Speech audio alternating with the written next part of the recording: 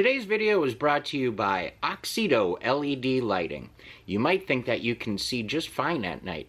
Well, I did too, until I did this little upgrade. As you can see from this footage, here is some before Oxido LED lighting, and here is some after Oxido LED lighting. The difference is amazing. With high brightness and easy installation, Oxido LED lighting is definitely the route for you. They're easy to install, and they're available for all makes and models. Click on the link in the description below and enter promo code 612motorsports at checkout to get yourself 15% off. Now back to our video.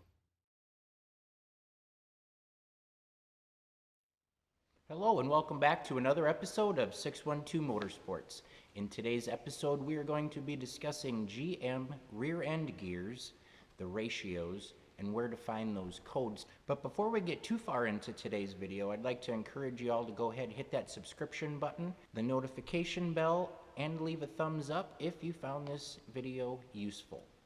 Now, let's get into it. So, GM rear end gear codes. Being that I have three S10s, they all get a little bit different gas mileage. One real drastic compared to the other two. So we're going to look at the codes in all three, and then we're going to compare them and see if that has anything to do with why we're getting better gas mileage in one and not the other so much. Most GM vehicles, trucks, they're going to be in the glove box. Cars, they might be in the glove box, or they might be under the spare tire cover in the trunk. So you open your glove box door, and you're going to see this little sticker here. Now it's full of numbers, letters followed by numbers, all sorts of things.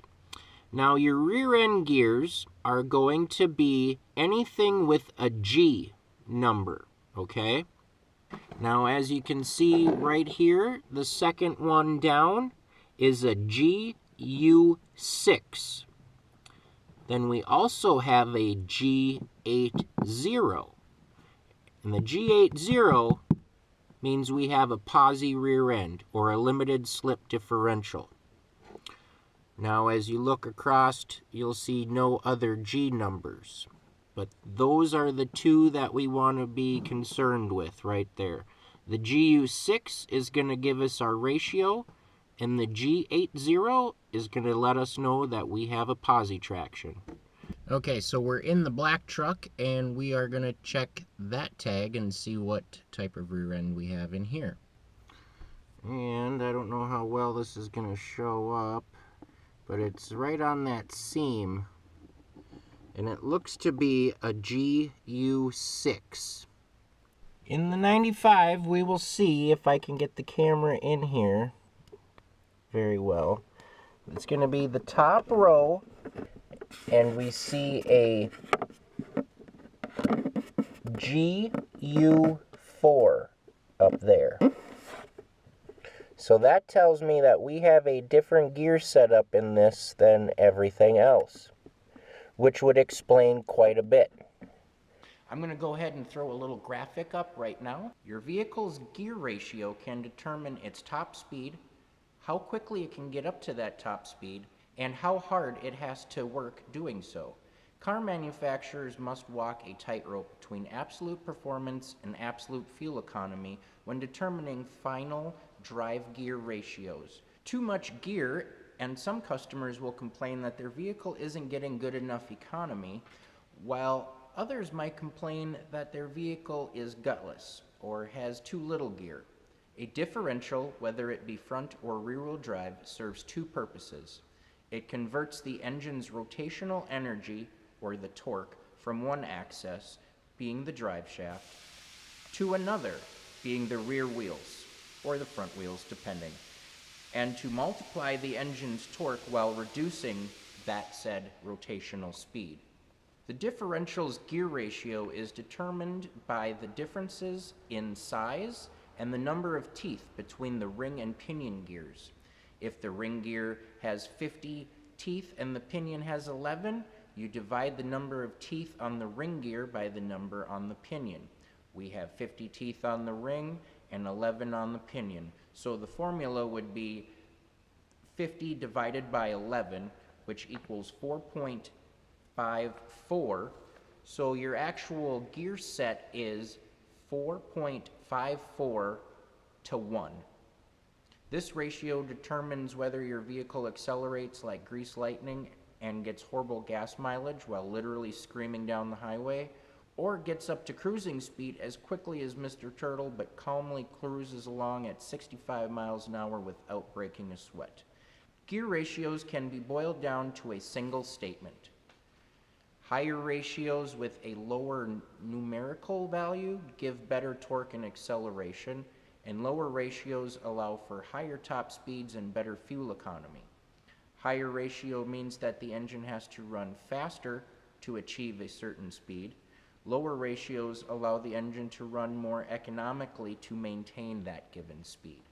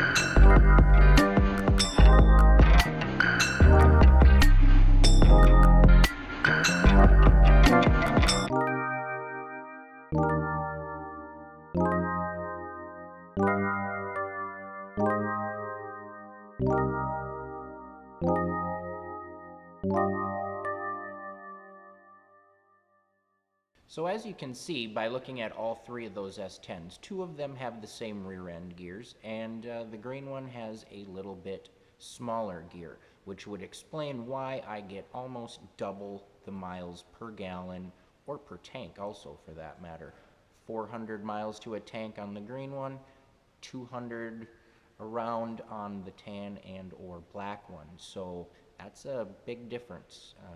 Other than a couple miles an hour variance for being an automatic and versus a stick, but that rear end gear sure has a lot to do with it.